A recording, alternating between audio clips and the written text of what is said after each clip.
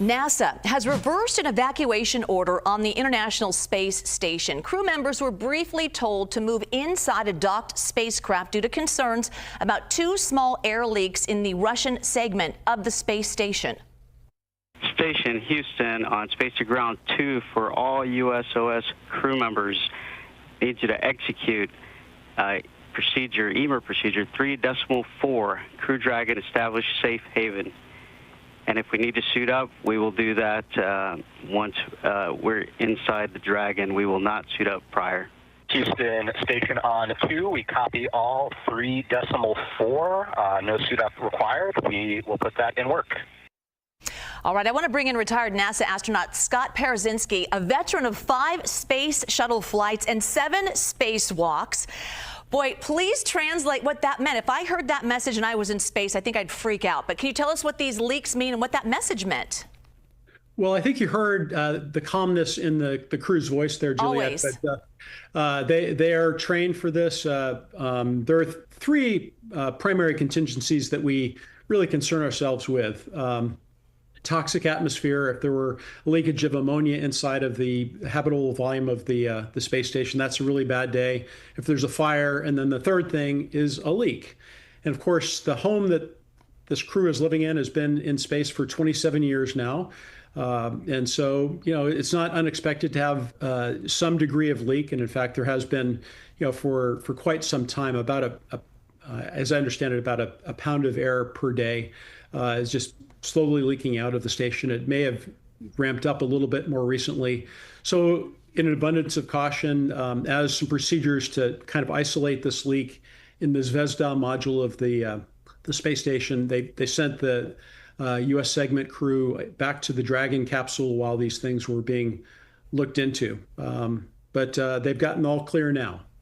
I'm so glad we have you on because you have quite the background to know about this. We'd be remiss to not mention the historic high-stakes walk that you did, spacewalk that you pulled off almost 20 years ago. Okay, so we have the video of your spacewalk from 2007. The space station's solar array, it got ripped while it was being deployed, putting the station's power supply in jeopardy. But you managed to fix it. Let's listen in to that video first. I got the first half in. Second half in. Well done. All right. Cool under pressure, Scott. Can you walk us through why this repair was so challenging and unprecedented for a NASA astronaut to pull off, I might add? Well, thank you for the opportunity to relive this wonderful moment in my life and in the lives of our crew. It wasn't something that I did alone. It was a culmination of an enormous team effort on the ground and then, of course, on orbit, our combined space station STS-120 space shuttle crew. But I guess I was at the pointy end of the spear that day, along with my spacewalking counterpart, Doug Wheelock. And we were tasked with basically stitching a solar panel back to good health. There had been a frayed guide wire that had ripped the solar panel apart. And basically, it was a limp noodle out there, and we were either going to have to find a way to fix it as a team or throw away $1 billion national asset. And what I love about NASA is its capacity to take these incredibly daunting challenges and find ways to address the problem. And so the spacewalk was incredibly successful. The repairs that our crew did that day are still up there, supporting the International Space Station.